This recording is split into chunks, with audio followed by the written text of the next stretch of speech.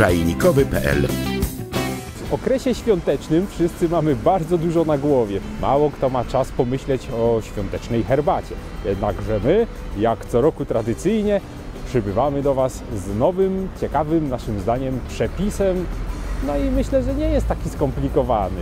Sądzę, że znajdziecie chwilę, żeby przygotować sobie taką świąteczną herbatkę. To będzie nietypowa herbata, ponieważ nie będzie zaparzona wodą. Ogólnie należy parzyć wodą i to wodą bez dodatków, niesłodzoną. To wszystko ma wpływ na jakość parzenia. Ale my tym razem celowo herbatę zepsujemy i zaparzymy ją sokiem. Gotującym się sokiem jabłkowym, który, ważne, musi być klarowany. Bez miąższu, nie może to być nektar. Im czystszy, tym lepszy. Do przygotowania świątecznej herbaty będzie potrzebna oczywiście herbata. W naszym przypadku cejlońska, łamana. Polecam jakąkolwiek mocną, czarną, intensywnie naparzającą się herbatę. Rodzynki, chociaż tutaj już według uznania, bo znam parę osób, które mają z rodzynkami problem. Jeżeli nie lubicie, nie ma potrzeby. Posłodzimy całość miodem. Z dodatków korzennych, powiedzmy ogólnie, będzie laska cynamonu, laska wanilii oraz gałka muszkatołowa. Użyjemy również świeżego jabłka w plasterkach. Sok jest już bardzo gorący, dorzucamy zatem składniki. Przede wszystkim potrzebujemy waniliową laskę, już otwartą. Wrzucamy poza tym ze 3 kawałki cynamonu. Łamiemy je w moździerzu, żeby nie były tak duże, żeby się lepiej zaparzyły, żeby lepiej oddały swój aromat.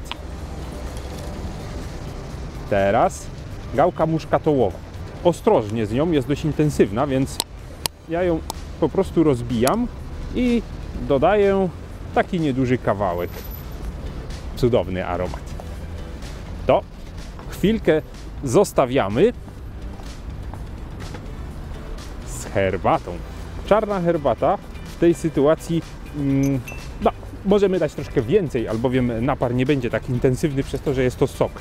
Dorzucamy zatem, nie żałując sobie, co najmniej stołową łyżkę na pół litra soku jabłkowego, a nawet odrobinkę więcej.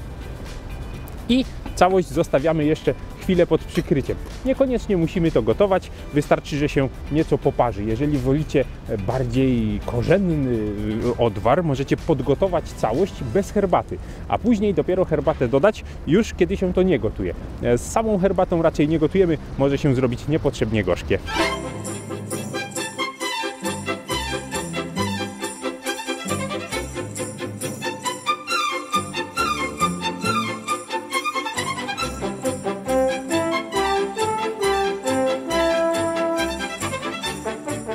Gotową herbatę osładzamy miodem. Ja wiem, że miód traci swoje prozdrowotne właściwości, kiedy jest dodany do gorących napojów, ale my tym razem będziemy chcieli tylko jego słodyczy i aromatu, więc miejmy świadomość, że nie do końca nas to uleczy, ale na pewno będzie nam smakowało. Miód do herbaty, rodzynki, jeżeli, jak mówiłem, lubicie, do szklanek, odrobinę na dno i po plasterku świeżego jabłuszka. Osłodzoną, zaparzoną herbatę wlewamy.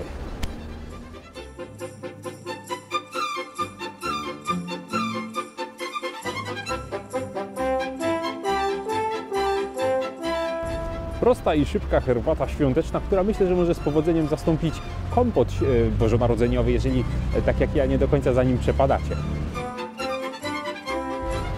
Smakuje jak szarlotka. Wyśmienite.